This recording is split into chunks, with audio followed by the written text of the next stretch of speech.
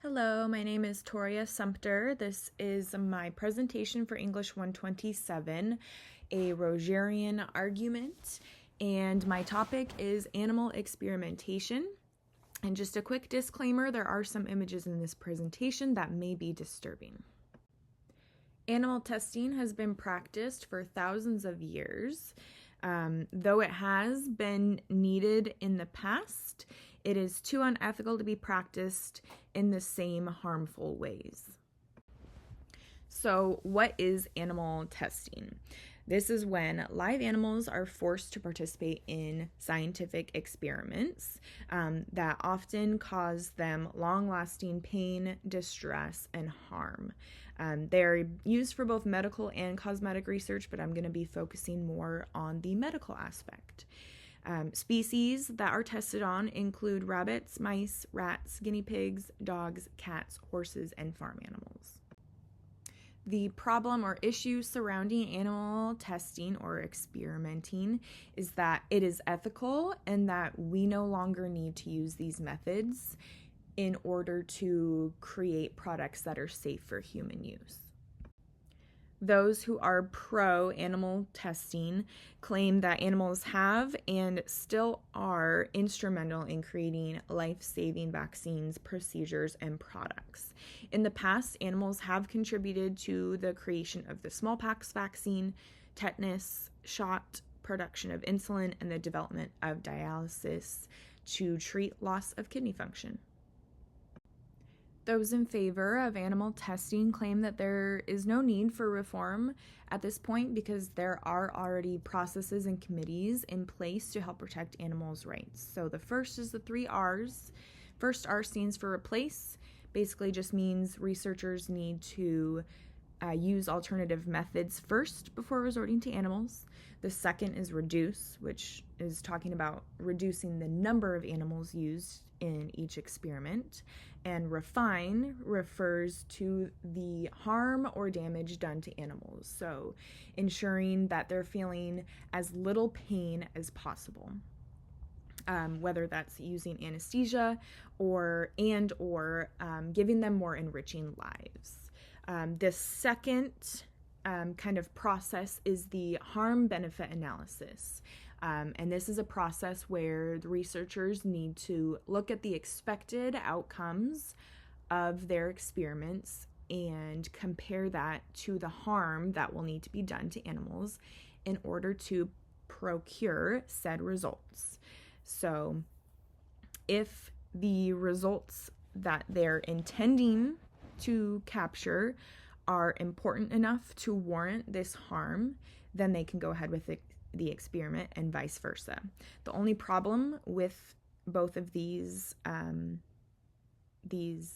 processes is that while they are there as guidelines, they are not enforced. So this is simply, if you want to use these, you can, but there's no requirement. My argument is that animal experimentation is completely unethical and we should be doing everything in our power to stop it from happening. My first minor claim is that animals are not properly cared for while living at testing facilities. This is a picture of Clementine. This was from 2005, and an investigator from PETA discovered her living at a testing facility. She had been there for about 7 years. She was found to be sitting in her own urine. She was severely depressed and lacked veterinary care, affection, and mental and physical enrichment. So not only was Clementine being tested and experimented on for 7 years, but while she was taking a break from that, she did not get the proper care that she deserved. Not only are their living conditions awful, but the actual tests performed on animals are extremely unethical and very harmful, not only in the moment, but they can also cause permanent damage. So some of the procedures that animals are subjected to are food and water deprivation for extended periods of time, exposure to dangerous drugs, chemicals, and diseases, the infliction of burns and wounds, and much more. PETA sent an undercover investigator to investigate the University of Pennsylvania in 2010, and they found that they were breeding puppies to have an eye disease that caused these dogs to go blind. Beagles that were just 3 weeks old had their eyes cut out and were then killed. And this is not a one-time event. This happens so often.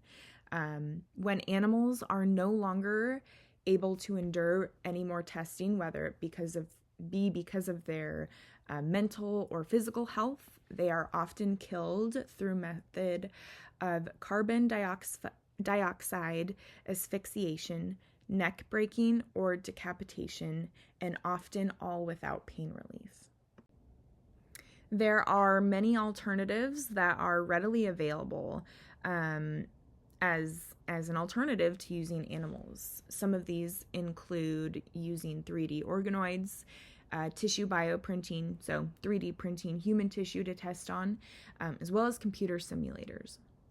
All of these alternatives are often cheaper and more accurate than using animals. The FDA has estimated that 92% of drugs that pass preclinical animal tests fail to proceed to market due to inaccuracy when trialed on humans. So essentially, only 8% of drugs that are effective on dogs accurately translate to being effective on humans. This means that potentially harmful drugs that were approved for animals are being trialed on humans because researchers are considering animals a close enough alternative to humans. Organizations in charge of animal ethics are in desperate need of reform. The Institutional Animal Care and Use Committee is responsible for approving and denying requests for animal trials. 98% of all proposed experiments are accepted, and this is often without very much review. This committee does not have a lot of funding and a lot of employees, so they don't have the time and resources to be reviewing these experiments as they should be. When trying to find common ground between those who are for and against animal testing, these are the compromises that I came up with. The first being that researchers need to use any and all alternatives first before resorting to animals. That should be the absolute last resort. Second, there needs to be more regulation of approval. So the approval rate of 98%, I believe, needs to come way down, and more funding needs to be provided in order for these approval committees to really investigate these experiments. Kind of going along with that, making the 3 R's and possibly the harm-benefit analysis policy instead of suggestion. So holding experimenters accountable to these processes is going to ensure that animals are taken better care of. And lastly, if animals are truly needed for an experiment, they need adequate living conditions. If animals are treated better and they are healthier, that is likely going to lead to more accurate results anyway. So not only are we getting more accurate results, but we'll also be treating animals with more respect. Many people are unaware of what animal experimentation actually looks like and the effects that it does have on animals.